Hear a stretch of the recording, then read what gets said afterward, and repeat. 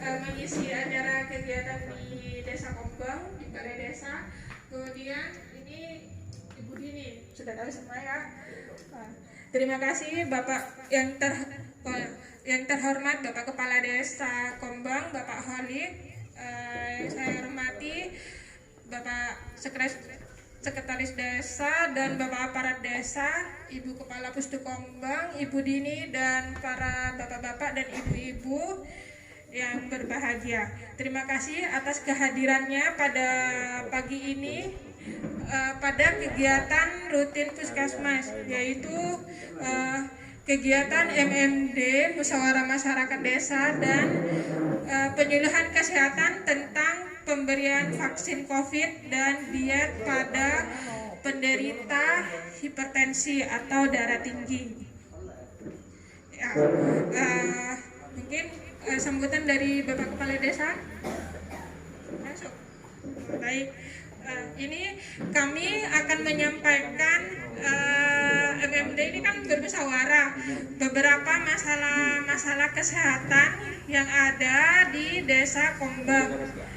Nah, kami ini masalah kesehatan ini kami dapat dari kegiatan kunjungan ibu-ibu dan bapak-bapak dari Pustu ke masyarakat, yaitu melalui PSPK. Bapak, jadi kita ada kunjungan sebelumnya ke masyarakat ya, tentang ada 12 indikator yang kami hitung, yaitu keluarga mengikuti program KB, ibu yang melakukan persalinan di fasilitas kesehatan, bayi yang mendapat imunisasi dasar lengkap, balita yang dipantau pertumbuhannya setiap bulan di posyandu, kemudian penderita TBC yang mendapat pengobatan sesuai standar, dan penderita HT yang melakukan pengobatan secara teratur, keluarga yang tidak ada yang merokok, keluarga yang sudah menjadi anggota JKN atau BPJS itu, kemudian yang mempunyai sarana air bersih dan jamban sehat. Nah, ini hasil IKAS di Kombang ya, jumlah masyarakat yang sehat ini sebanyak 91 orang dan jumlah yang prasehat 199 orang, yang tidak sehat 175 orang. Jadi sasaran kami ini keluarga yang tidak sehat dan prasehat. Jadi selanjutnya di tahun 2021 ini kami akan kembali mengunjungi keluarga-keluarga yang mempunyai indikator prasehat dan tidak sehat. Jadi Bapak, nanti kami mengunjungi ke rumah-rumah, ya, ke rumah-rumah dengan keluarga indikator tidak sehat dan prasehat. Nah, untuk ini permasalahan kesehatan di Kombang ini cukup untuk HT, penderita hipertensi atau darah tinggi yang mempunyai pengobatan teratur ini sudah cukup bagus, cukup patuh, yaitu sebesar 51,3%, sudah hampir separuh yang patuh. Kira-kira yang hadir di sini tekanan darahnya ada yang menderita darah tinggi? Ya, yang rutin ke posyandu pasti tahu ya, bisa dikontrol tekanan darah tinggi. Nah, yang agak rendah ini yang memiliki anggota JKN, apa itu? BPJS ya. Itu Bapak. Jadi kalau misalnya satu keluarga kami didata, satu kakak itu ada 4 orang ya, 4 orang, dan ada 3 orang yang memiliki kartu JKN, kartu KIS itu, dan 1 orangnya tidak. Jadi di data kami entry di aplikasi, jadi interpretasi hasilnya itu tidak sehat menjadi tidak sehat karena ada yang 1 orang tidak memiliki JKN, begitu ya.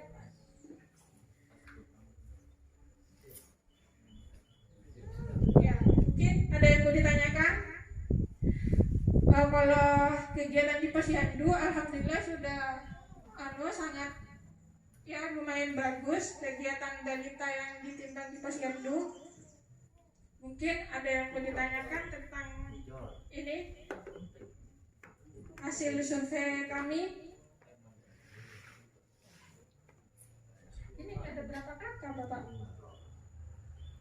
1000 berapa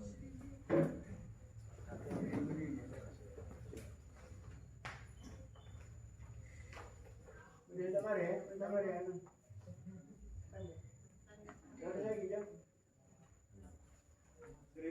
Seribu 1123 itu ada petanya. Saya 1000,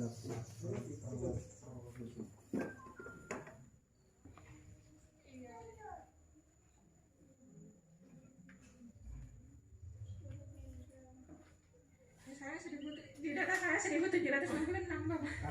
Iya. Kalau saya punya itu 1120 ada per dusun itu ada nih. Tapi ini kebanyakan masalah kami kebanyakan ketika dikunjungi ke rumahnya itu tidak ada orangnya. Jadi yang terdata masih sedikit, sebanyak 465 orang. Ada di pusat. Iya, itu memang kendala-kendala dari setiap kegiatan kami. Urusan. Mungkin ada yang ditanyakan? Belum? Mungkin yang perlu dijelaskan itu masyarakat yang sehat dan tidak sehat itu ada di berapa dusun, karena Desa Kumbang itu kan ada 6 dusun. Mungkin dusun Kumbang ada 3 orang, Lembona itu 4 orang. Mungkin kira-kira siapa, biar kami juga kepala dusun untuk memberikan memberikan nasihat atau gimana, selalu kontrol untuk pemahaman. Karena di sini yang hadir kepala dusun Kasih Kaur, terus kader Posyandu hadir juga di sini semuanya, dan sebagian tokoh masyarakat ini hadir.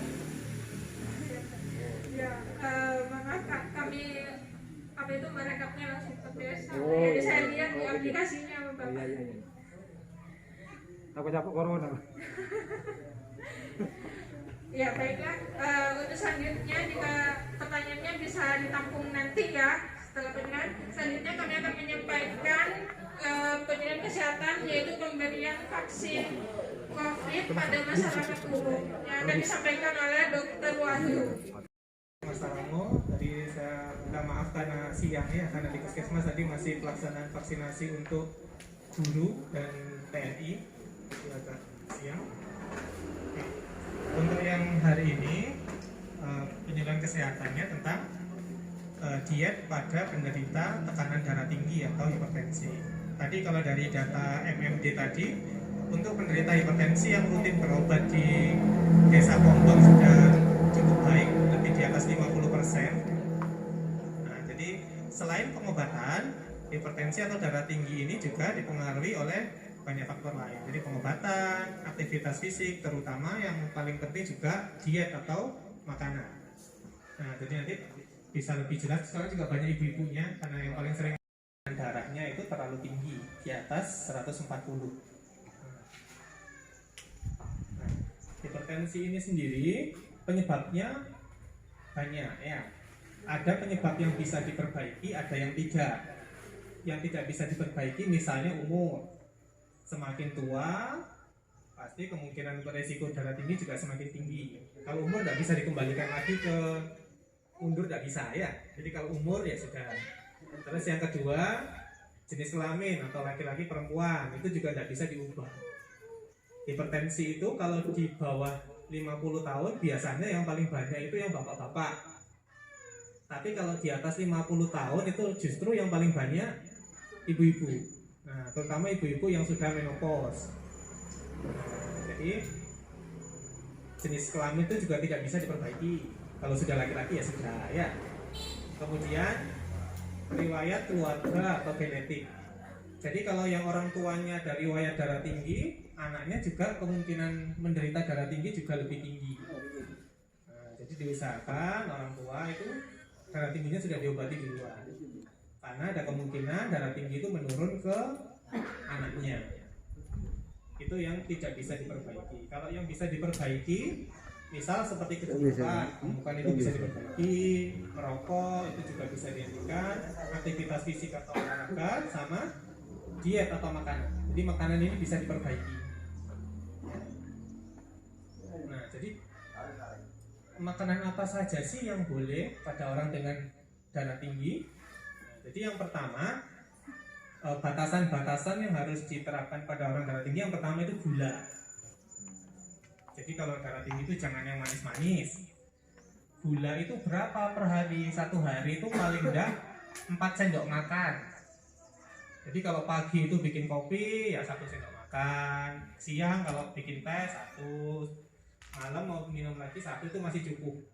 Jadi satu hari itu 4 sendok makan gula. Nah, biasanya yang nyiapkan minuman kan ibu-ibu. Nah, ibu-ibunya mungkin bisa mengingatkan bapaknya kalau terlalu banyak bikin minum jangan gulanya jangan banyak-banyak. Itu yang pertama. Yang kedua yang paling penting itu adalah garam. Garam itu berapa satu hari? Satu hari itu paling banyak 1 sendok teh. Sendok yang kecil. Itu untuk 1 hari. Jadi ibu-ibu kalau masak, kalau ngasih gula, kalau ngasih garam, jangan banyak-banyak. Cukup 1 sendok teh yang kecil itu sehari. Kalau bisa kurang 1 sendok teh. Jadi saat memasak itu garamnya sedikit. Terus dibatasi juga makanan olahan atau makanan cepat saji, misal seperti mie instan. Nah, mie instan itu kandungan gulanya itu, kandungan garamnya itu sangat tinggi. Ya, kalau 1 sendok teh itu kira-kira 5 gram garam. Kalau 1 bungkus Indomie itu garamnya bisa sampai 50 sampai 60 gram. Itu terlalu banyak. Ya, kalau mau makan Indomie ya boleh, paling sebulan sekali itu masih tidak apa-apa. Jadi kalau kemudian apalagi yang harus dibatasi protein dan lemak. Nah, apakah saya makan daging? Boleh, kalau saya darah tinggi boleh. Tapi jangan pakai lemaknya, jangan pakai jeroannya. Oke. Kemudian daging apa yang paling bagus sebenarnya? Yang paling bagus adalah ikan laut atau ikan air tawar, karena di sini kan laut ya. Nah, itu boleh. Ikan air tawar atau air laut boleh, sama ayam. Daging ayam itu lebih bagus daripada daging sapi atau daging kambing. Nah, berapa banyak? Seminggu boleh 3 kali lebih boleh kalau ikan. Atau daging ayam juga boleh, seminggu 3 kali itu masih boleh. Itu untuk makanan yang harus dibatasi. Kemudian buah-buahan sama sayur itu apakah harus dibatasi juga? Tidak. Buah dan sayur pada penderita darah tinggi itu malah disarankan sehari bisa sampai 5 porsi atau 5 kali makan boleh buah dan sayur. Jadi tidak apa-apa. Pagi makan jeruk 1 sayur. Jadi buah atau sayur tidak ada batasan. Langsung disambung. Jadi selain penggunaan diet yang